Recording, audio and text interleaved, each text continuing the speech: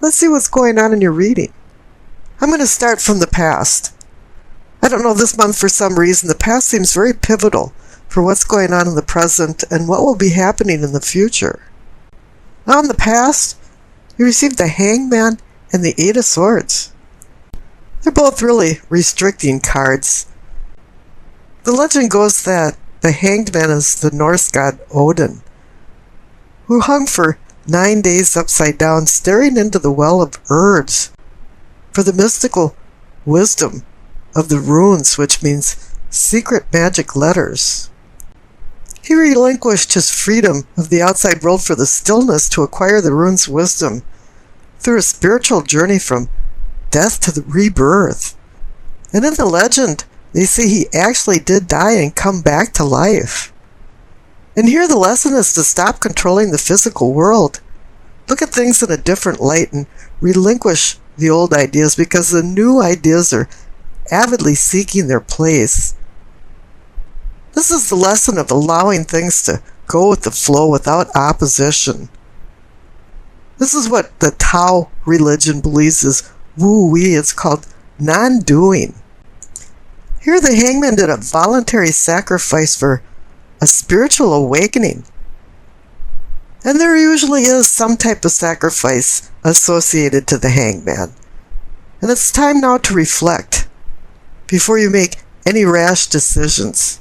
This is a time to do some soul searching, and personal reflection is very painful. But something threw you into this personal reflection because the clarification card is the Eight of Swords. Something externally or internally ensnared you into a labyrinth because you feel restricted.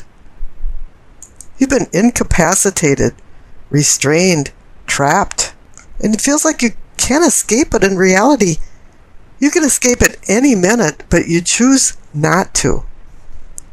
It's time to break the chains of personal fears and misgivings that have rendered you helpless and hopeless. And you know you want to change because down on the right from the past cards, for the base of your spine for sourcing and urgings, you see the Chariot and the Eight of Wands. The Chariot is about overcoming opposing forces. He's about discipline, strength of willpower, and going into a spiritual awakening.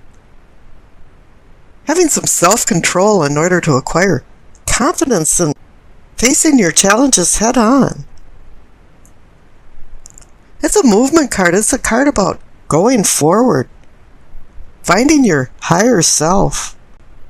You no longer want to sit on the sidelines and just be a spectator, because the Eight of Wands is the card of sudden change. And it's usually a positive sudden change. You know, when things weren't going right, and you were always looking around thinking, why me? All of a sudden, everything's happening just the way it should, and it feels very comfortable. And now you know you're in a transition and you're changing. And the Eight of Wands can also be about bringing news and messages, so something that's probably going to be a cornerstone in your change and transition. You might have already heard it, or maybe it's coming. But I think you've already heard it because the card's up above for your sacrum and your pelvic for awakening and arousing. You receive the World card and the King of Cups. Now the World card is the completion card. You're at the end of a cycle. Whatever it is that was holding you back with the Hanged Man and the Eight of Swords in the past, it's no longer part of the program. You've gone through the gauntlet of all of the major arcana cards and came to an end point.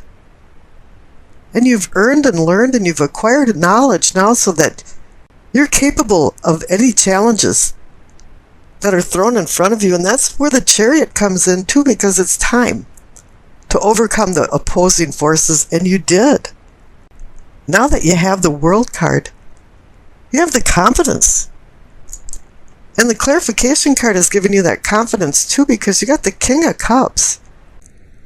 The presence of any king assist in acquiring your long-term goals. But here this king is taking turbulent waters and making it tranquil.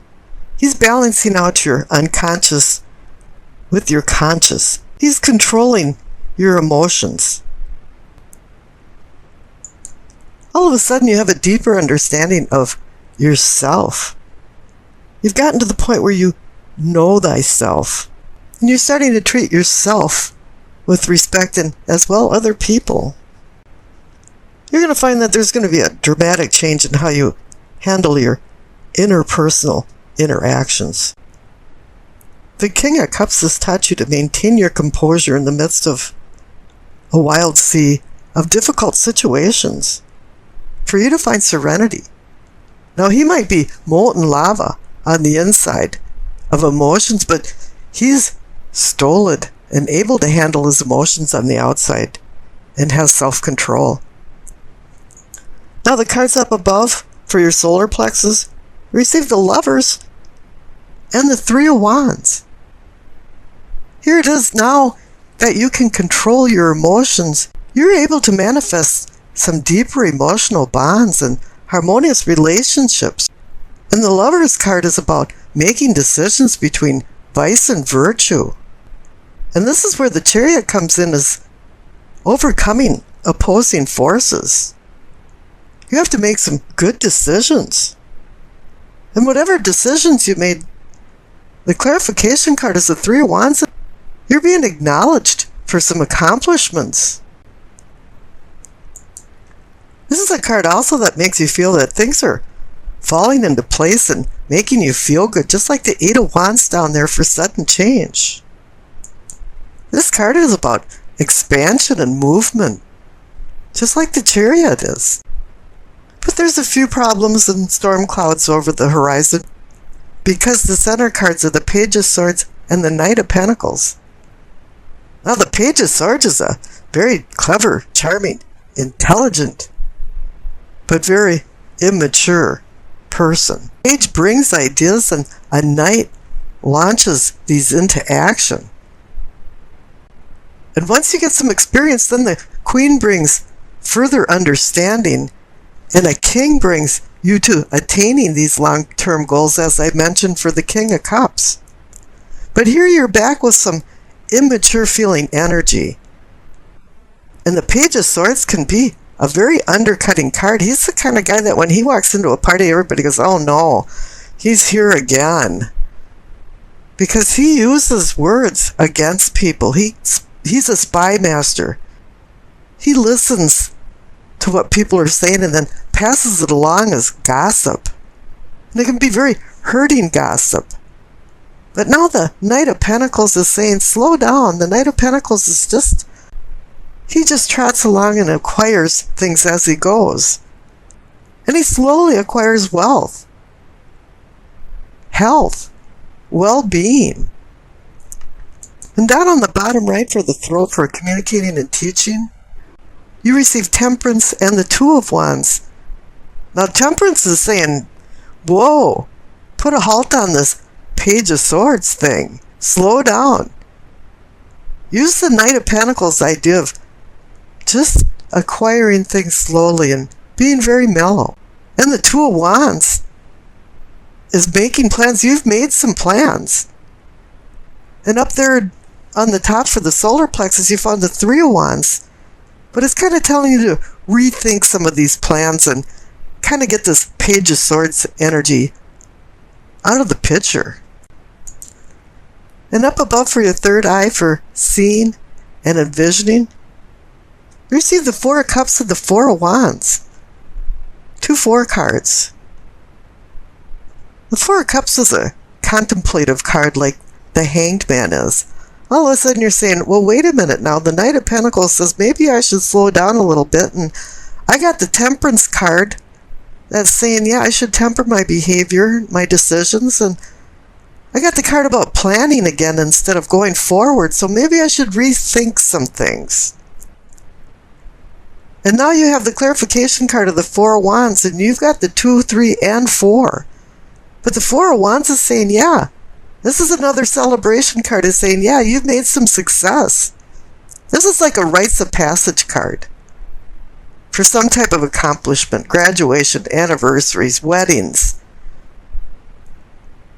And maybe you are being honored for your accomplishments.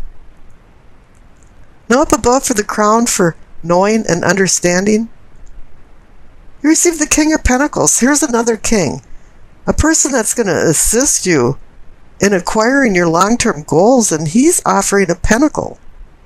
This is earth, health, wealth. But here I think it's more health and well-being, because the clarification card is the Ten of Cups. The card with the rainbow of cups, so you can glimpse a little bit of heaven over the rainbow. It's a card about happiness and contentment. And typically, happiness in your family and home. And here you receive the Lover's card over the solar plexus for deepening your emotional bonds and having more harmonious relationships. How wonderful. Now we've discussed the past and some of the restraints involved in it.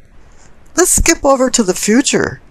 You receive the King of Cups again and the Ace of Swords. So now you receive the King of Cups in your spiritual awareness. And it's telling you that you had a spiritual awakening. Whatever happened with the lack of emotional control with the Page of Swords is now history. In the future, you're going to be commanding your emotions and the relationships with other people. Now the Ace of Swords is indicating that it's been a long and hard journey to get where you're at for a new beginning. Because the King of Cups over on your unconscious side was conjoined with the World card. And here in your future now, the King of Cups is conjoined with the Ace of Swords, a new sword reality beginning. This page brings thoughts, ideas, and opinions, as well as news and messages. He's been bestowed with mental acuity, and I consider him the brainiac of the sword suit. But you know, he has a really immature attitude towards things, and he doesn't have any emotional control, and he has very little experience. He's the kind of guy that just says jaw-dropping things that's very insulting to people. It might be a virtue to be honest, but you just can't have candor like that. He wants you to reevaluate your goals to make sure that they're realistic. But then again, he'd prefer to ask forgiveness before he would go ahead and just ask permission to do something.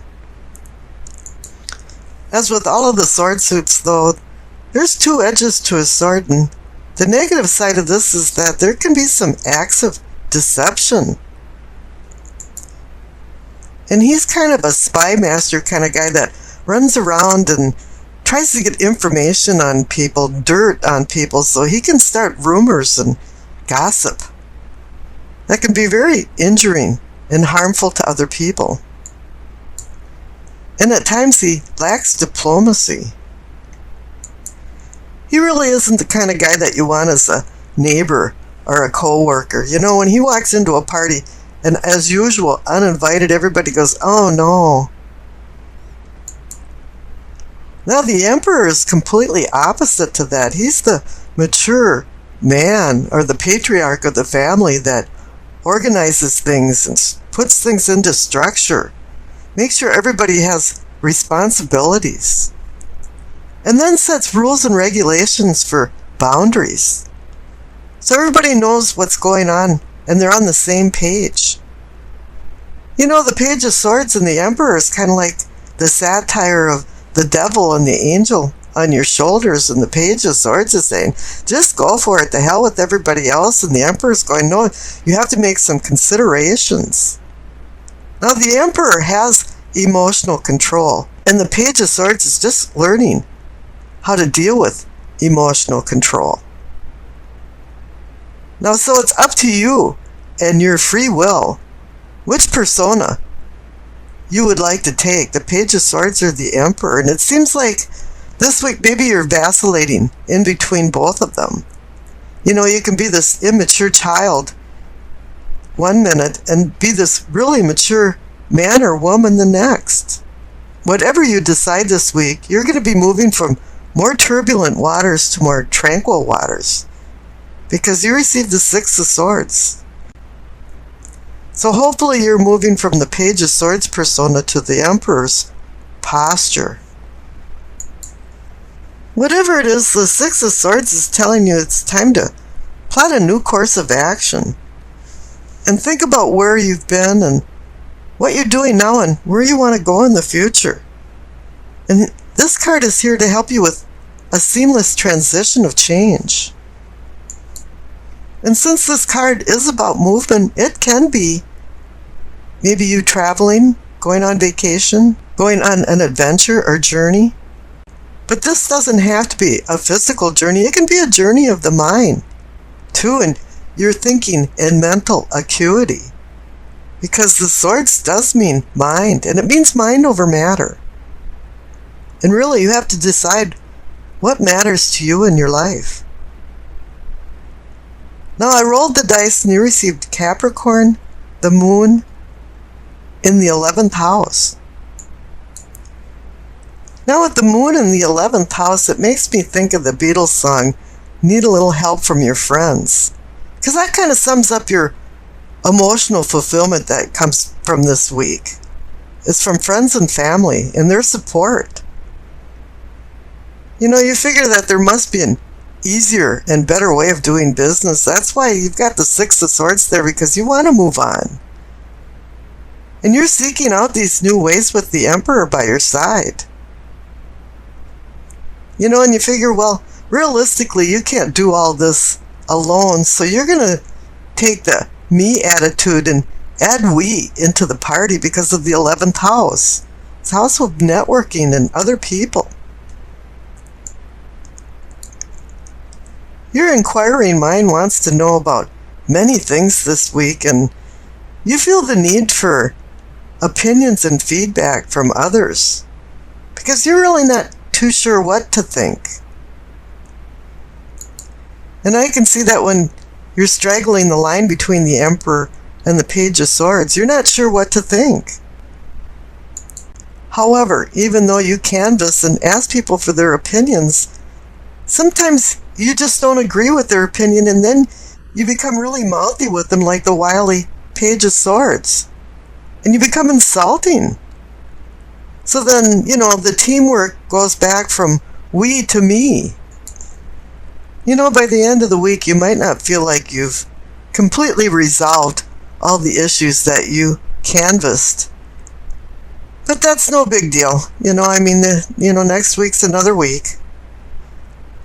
Now, you keep changing your moods this week, and they're off the map for some reason. And I think that's because of the presence of the Swords, the Page of Swords. This is causing instability in relationships. And your feelings are like waxing and waning of the moon's phases. And the Six of Swords is telling you to move on from these turbulent mood changes to more tranquil, stable, emotional moods. You know, to you this week, strength is found in numbers with open-minded humanitarian thinking. That comes from the 11th house. Now on the 29th, Mars opposes Saturn. It kind of puts a screeching halt on your ambitions. You're going to have to wait till things clear a little bit, and that'll be on the 31st, when Mars sextiles Uranus. And it brings kind of the ingenious you out.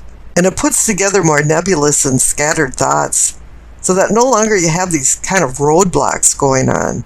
Then the remainder of the week is really about family and friends and strengthening bonds with them. But just speak gentle words and drop some of the emotional intensity that you had earlier in the week.